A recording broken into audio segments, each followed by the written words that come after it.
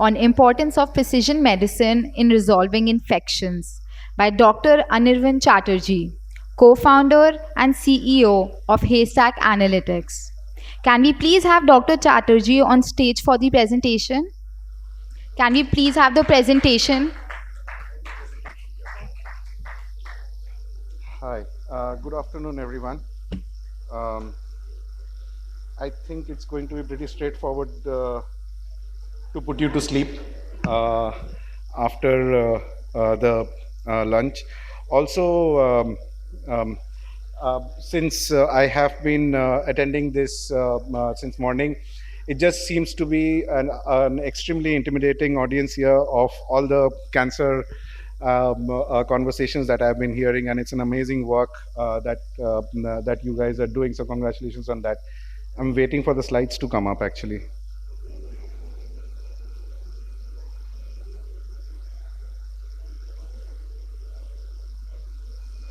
So I will be talking about infections and the role of precision medicine in infection.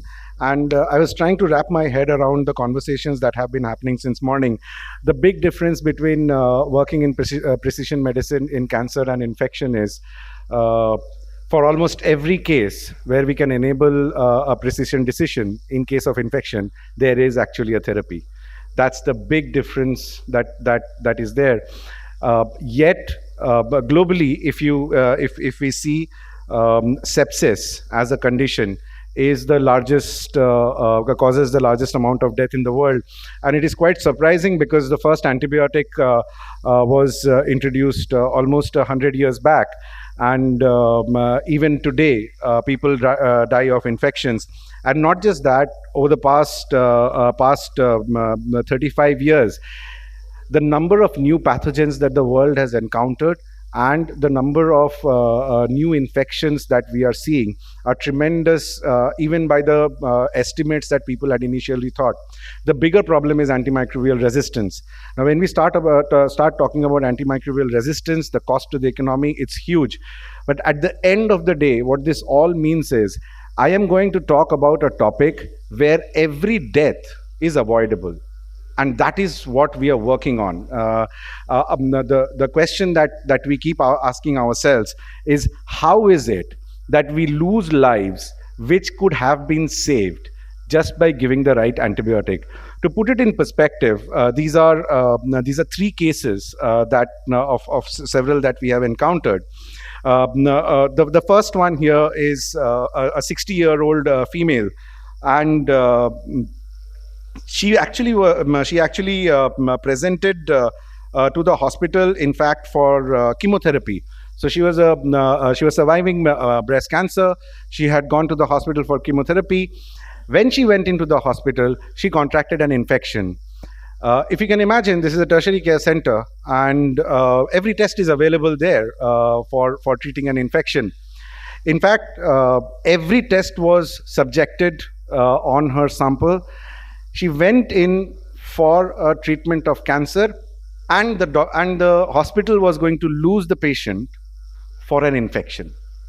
And this is the story of not just one cancer patient. This is the story of every immunocompromised patient. A type 2 diabetic patient, a type 1 diabetic patient, a person who has cancer, a person who has another infection. An immunocompromised patient has a much higher susceptibility of getting an infection. But then the question again is, infection hua to kya hua? There is still an antibiotic or an antiviral in some cases that we work on. But this patient, even after 5 days of trying every technology, the hospital could not ascertain what was the infection. They tried every broad spectrum therapy they could. The patient was not going to make it. Cut to a different patient, 20-year-old female, actually came into the tertiary care center after about 12 days of going from one doctor to another. Simple case of loose motion, typhoid. But by the time the patient reached the hospital, patient was already in septic shock. In less than 10 days, a perfectly healthy patient underwent several rounds of antibiotic therapy. The moment the patient came in, the symptoms were on rashes and chills and fevers, dengue. That was the assumption. Patient was treated for dengue, and we know that when the patient is being treated for dengue in an ICU, what the cost of the therapy is, and all of that was going out. With all of that, the patient was going to die. Patient was not responding therapy for typhoid. Patient was not responding to the therapy for dengue. Patient had already been intubated, platelet infusion, and whatnot. In fact, the culture results came out with Acinetobacter, which is the most known, one of the most frequent organisms to cause infections and sepsis thereof. But the patient was not responding. Another patient, 68-year-old female, and 47 days of trying to treat fever in this patient, finally landed in the hospital. The patient was still put in a tertiary care center on empirical therapy.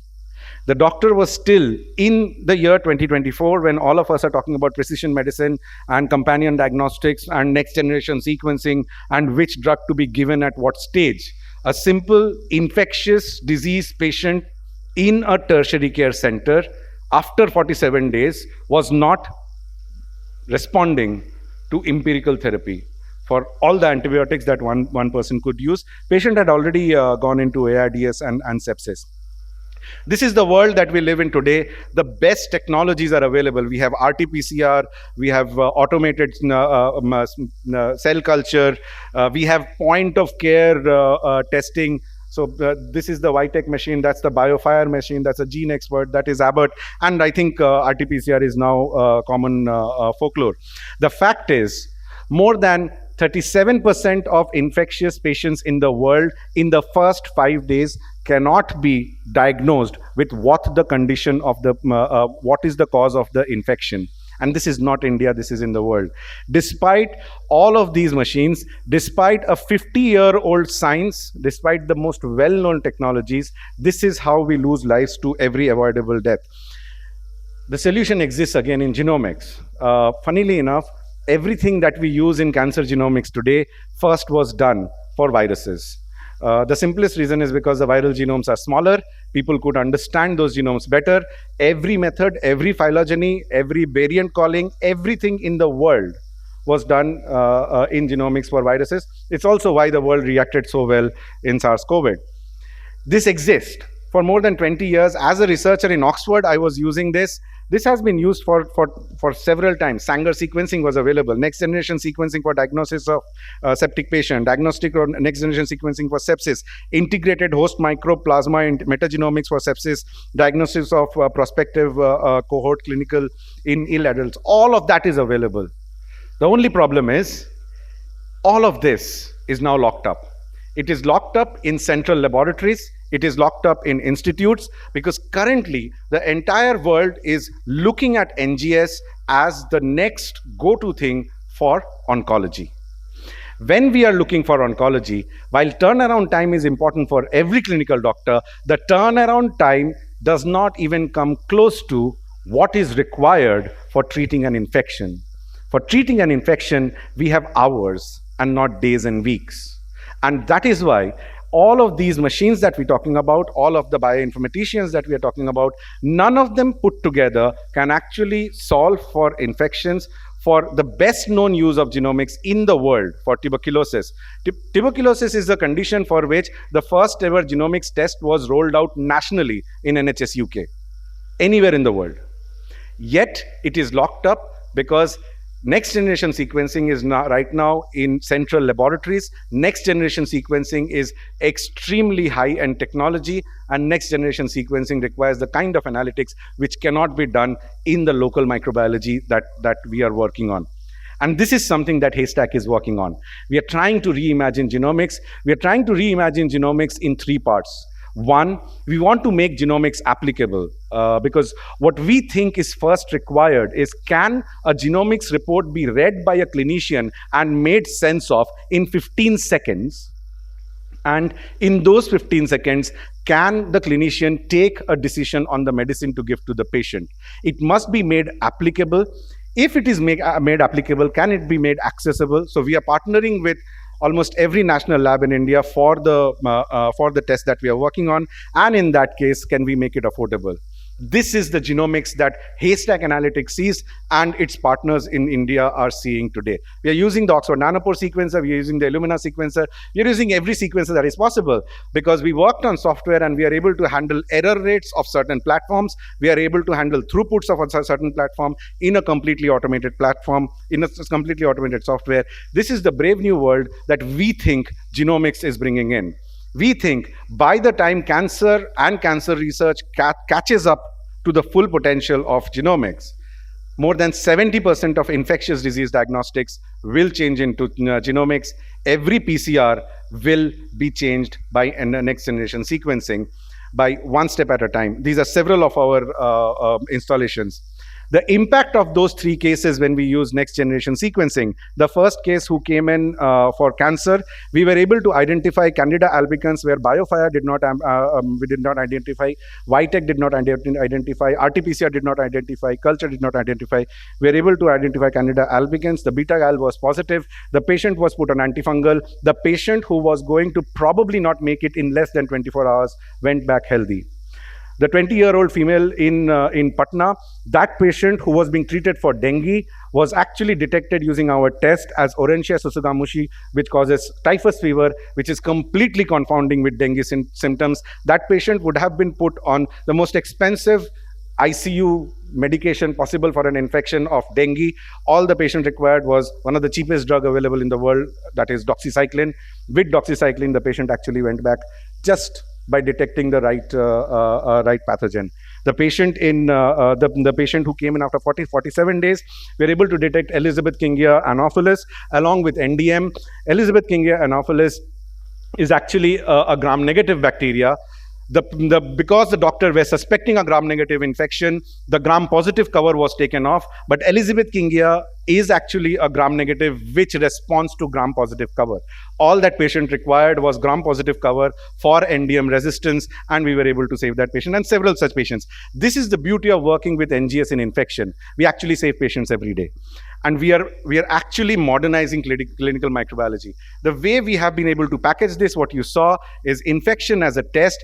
We have changed the user profile of this test. We have taken the user profile of a genomics expert, of a genetic expert, of a bioinformatician to a microbiologist. Today, with us, microbiologists are able to use genomics. And what we are effectively trying to do is replace all of these hypothesis-driven tests by a single test of next-generation sequencing. We think over the next 3 years, most of these tests will be phased out because these are RT-PCRs inquiring the same molecule that we are doing in NGS. I'll skip through some of these slides. The reason people are missing out is because all of us think that 80% of the infections are caused by 20% of bacteria. That is not the case. Elizabeth Kingia is not present in any panel. Candida albicans will take 5 days to grow. If we look into it, the number of anaerobes, the number of capnophiles, the number of species for which culture ID is not possible, that itself is huge. And not just that, infections are spatiotemporal in nature. At some time, in a certain place, there is a certain kind of infection, which there is an outbreak, and we are already able to document that with the test that we are doing. More than 160 species we have identified in just 6 months of taking this technology to our partners and collaborators. More than 80% of the samples that we have detected, the standard of care would not have detected it because it is just not there in their panel. And all of this is validated in one of the best known journals in the world. It is peer reviewed. We are really happy to be one of the first startups to create a technology and then publish it. I just want to play one video here, which we were really kind of surprised that a clinician wanted to do this. Of timely and accurate diagnostics using genomics technology in saving the life of a critically ill patient admitted to NIMS Medicity, Thiruvananthapuram. We had a 73-year-old lady coming from the outskirts of Trivandrum, close to NIMS Medicity. She had fever for more than 1 week, intermittent. She also has history of diabetes and hypertension. For the past 3 days, she also complained of cough, breathlessness, and abdominal discomfort. She'd been to 2 local hospitals without any diagnosis being made. and she was finally referred to NIMS Medicity. She came to our emergency unit and she was examined and was found to have high grade fever with a low blood pressure of 80 by 60. Her diagnosis of septic shock was made. Immediate resuscitatory measures were adopted in the emergency room, and she was shifted to our multidisciplinary ICU for further evaluation and management. At this point, a primary provisional diagnosis of sepsis was made. She was started on inotropic support, injection meropenem and injection doxycycline. We also sent a consultation for Dr. Sharik, our AD specialist. The workup was planned for infection screening, relevant cultures and serology was set. As per the current scientific evidence, we know that next generation sequencing, which we call it as NGS, is the way forward in this scenario, because the patient was in shock and I needed a result in short time. So that's where we called Dr. Anish, and this facility was available in NIMS Genomics Center. So we called Dr. Anish, and then we immediately sampled the process, the blood, and sent it to the NIMS Genomic Lab for next generation sequencing to detect fungal as well as bacterial pathogens inside the blood. So as we were waiting for the next generation sequencing result as well as the blood culture result, the scrub IgM ELISA came back as positive. However, there was a twist in the story. Her CT abdomen was showing right pyelonephritis.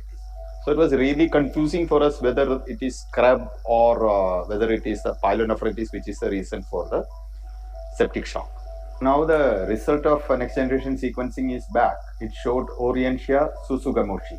So the whole confusion, the whole clinical dilemma getting solved there. And now the clinical team is convinced that this is basically scrub typhus and not pyelonephritis.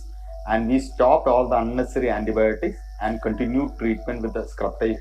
I think for me that was the most important part, stopping all the unnecessary antibiotics. As a company, we think that while we can save the lives, this is something that drives us. If you recollected in that slide, one case was in Raipur, another was in Patna, one was in Delhi. This is the distribution that we have been able to achieve in just 6 months. We are able to do sequencing at site and give result sequencing at site. And I think what drives our team is something like this: when a doctor puts in the patient summary that the test helps in diagnosis and treatment of the patient with shorter stay for the patient in the hospital. And I think that is what we are aiming for. We want to save lives, but we want to preserve antibiotics, and more importantly, we want to reduce cost. This is the entire team that we work with, highly motivated team to work in infection and NGS. And it is because of them we have been able to do a little bit of change in the way clinical microbiology is practiced in the world. Thank you.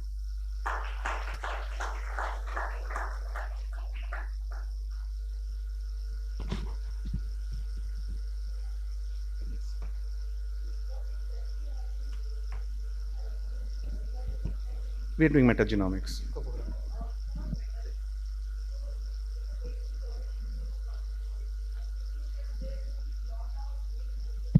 Yes. So how do you fish out like what is the real, who is the real culprit? And I think that is where our getting this thing published was very important for us to get this peer reviewed. So what we have is a kit which also has positive and negative control. So what is required for any NGS is the thresholds that we do. And this was the problem in the market with RT-PCRs. RT-PCRs were giving 6, 7, 8 night organisms as infective organisms. We don't need to do that. While this test is not quantitative, it's actually semi-quantitative in nature. When you see the read abundance, you actually get to know which is a causative pathogen and which is the unlikely causative pathogen. It is very clear from NGS results. You just need to set the thresholds based on the kind of samples that you're dealing with. A CNS sample will have a different threshold, blood sample will have a different threshold, urine sample will have a different threshold. And we actually ran all of these experiments to set those thresholds. So are these being by use of guidelines or something been validated? Okay, this is the threshold, because what you may see call as like these many reads are pathogenic may be just normal for somebody, because once you do metagenomics, it is lot of information, it is abundant information, and you don't know, it is not only bacteria but viruses and all sorts of things. So how do you pick up one culprit? I still So, for don't example, feel it's when easier. in most of the And are there any international guidelines to like actually use this kind of thing? Like, how do you Yes. pick up? So, multiple things to it. First of all, yes, there are international guidelines for this, and generally, all of those guidelines work towards the favor of working with scaffolds and assemblies instead of mapping. While most of NGS is based on mapping, metagenomics actually fares very poorly in terms of mapping. And those guidelines actually say what is the N50, N70, and the L80 values that are required to know that whether it's an artifact or it is not an artifact. That is part of the story. There are actually the papers which I showed earlier. To tell this story backwards and in short, in tuberculosis, NHS and others used to do microscopy, LPA culture, and whatever was problematic used to go to whole genome sequencing. They realized that if you do whole genome sequencing first, you don't need to do anything else at all. Based on which the guidelines have already been written for infectious diseases for metagenomics as well. In fact, WHO also publishes these guidelines. But are there complete guidelines for metagenomics for clinical presentation? There are none. And that is why we are actually publishing. They may not be same for same population. Like, I don't know, even microbiome, say for example, this is just my thought, will be different for what is So normal. it is not just the population. So I don't think it is the host genetics which changes a lot of the microbiome. What changes a lot of the microbiome is the environment, and that is why I said infections are spatio-temporal in nature. In fact, that is one of the things that we give the microbiologist. So the AIs that run are actually spatio-temporal in nature. So all of this, where, at what point of time, what is the kind of infection? Is it a hospital-acquired infection? Is it a community-acquired infection? And all of that is taken care of by the algorithm. What I'm trying to ask is, if you have this AI model, do you, along with the genomic data, feed the clinical data also within, and then it gives you a split? Like, okay, this is That is something that we would that we are working on internally. Today we don't do that. I think that is where radiology has already reached. The AI in radiology is already reached where they are able to take the metadata and make the call, and I'm sure we'll be able to reach that. However, it is getting done in practice because this report is released by a microbiologist who actually has all the data in front of him or her, who is then collating all the data to release the report. What you're saying is happening not on my software at site, but I'm sure we will reach there as well. So it is quite possible to think of an NGS test where you can actually do CRP, beta-gal, and all of this in a single NGS assay and come up with not only a sepsis score, but a stage of the disease and the cause of the disease. Yeah.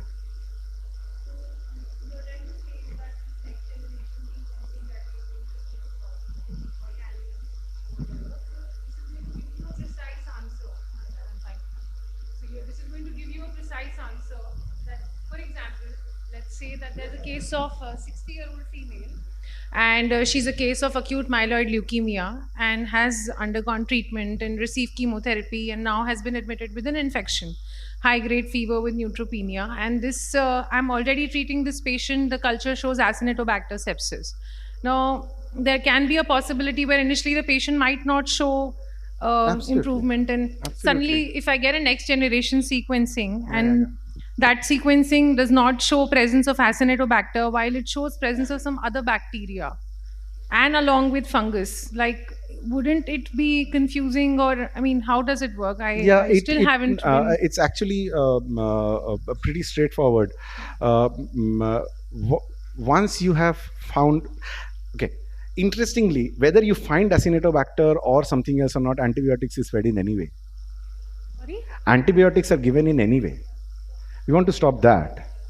And that is where NGS comes in, because when you start doing PCR, you get all of these multiplex PCRs which are going to give you random hits. It doesn't happen in NGS, because for every read, I mean, this audience knows about NGS. So when you have the depth of sequencing, if you have 1000x depth of sequencing on a given hit, it is highly unlikely that it's an artifact, and it is actually present. And you should treat the patient for that infection with the necessary antibiotic. So why this question erupted in my mind was that, for example, if I get an NGS done to look for the genetic, for example, if I want to stratify my patient to high risk, low risk, or standard risk for an AML patient, and let's say that the NGS report gives report where there's positivity of RAS mutation or multiple mutations. Why wouldn't the microbiology report give a similar report? I hope you're getting my point. Yeah, I'm getting your point. Yeah. So in some cases we can, in other cases we can't. So for example, the difference between Shigella and E. coli is only 3 nucleotides. And in those cases, that matters. Candida albicans and Candida parapsilosis, it matters. Speciation matters. Heterogeneity is something which is inherently a metagenomic concept, which we are trying, which you kind of extrapolate to other kinds of heterogeneity that we look at. But can we derive it to a point where we can say that based on the heterogeneity, a therapy will be based? I think I am not aware of how this can be translated in the clinic. General principles, what we follow is when we are starting something new, we let the clinician decide. But so I did not talk about our tuberculosis work at all. It took us 1.5 years and about 100 different cities and about 10,000 samples to find out how clinicians are placing this in their clinical algorithm. It is going to take the same amount of time for this. Just to give you an idea, currently we are doing metagenomics on the basis of 16S, ITS, and ARGs. This opens up significantly more when we start doing transcriptomics, when all of these become very real. And what you're asking is very important on even the first question, whether the sepsis is infectious or not, because you can have fever and a person can go into septic shock without an infection. So it is not known how we can tune this to that level, because then we come to the point, I don't think there are medications which are that specific right now.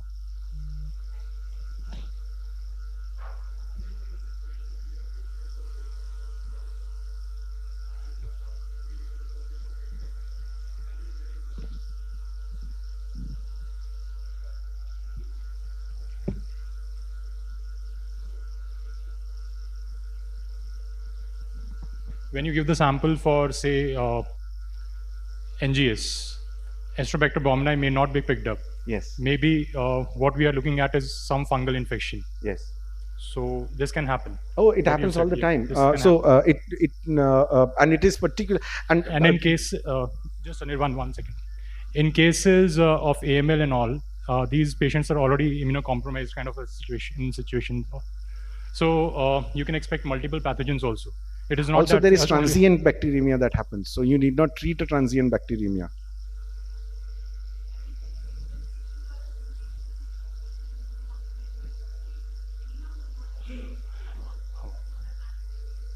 It actually doesn't happen. So we can take this offline, but it's a very interesting concept. Whether the presence of the DNA means the presence of a pathogen, whether the presence of a pathogen means presence of an infection, and whether the presence of an infection needs a therapy, these are completely different concepts. So Anirvan, my question would be second one. When you have a patient with multiple infections, how do you rule out multiple infections? We don't rule out multiple infections at all. How many multiple infections? So when talk about bacteremia with a fungemia, with a viremia, we understand. But are there 6 bacteremia at the same time? Maybe not possible. Two bacterial gram-negative, maybe Astrobacter with Klebsiella. Yeah. But do you rule out? No, we don't rule out anything. The microbiologist decides. But whether it can be present or not, it's a very interesting question, because we have dealt with this. Our response is that it is not multiple infections in most of the conditions. There is a single causative agent. And we have discussed this with people like from PGI and others. And that's why I said, even the presence of a pathogen does not always necessitate a therapy. So I can't give you a black and white answer here. And what about commensals? So commensals are, I think that has got nothing to do with NGS. It just needs better collection.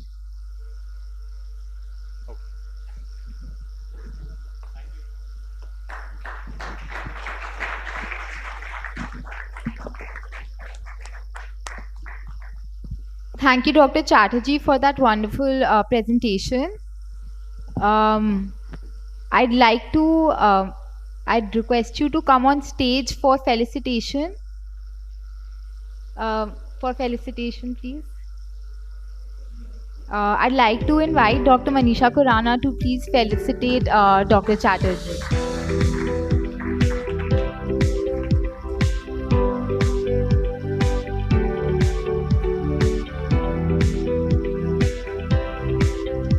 Dr. Anirvan Chatterjee.